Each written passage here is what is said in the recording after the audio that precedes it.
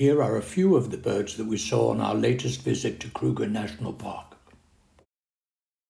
This is a batelier, one of the most beautiful eagles in the world.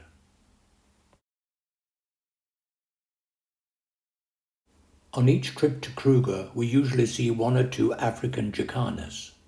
On this pond, we saw 6. This was the first of more than a dozen ostrich that we saw during our visit. This is a southern ground hornbill, a very endangered bird. This is a pair of secretary birds.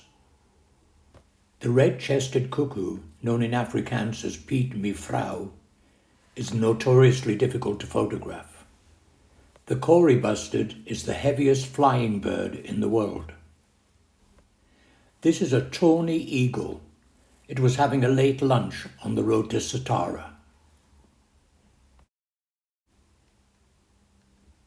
For some reason, this particular rondavel in the Satara camp was attracting scores of grey-rumped swallows.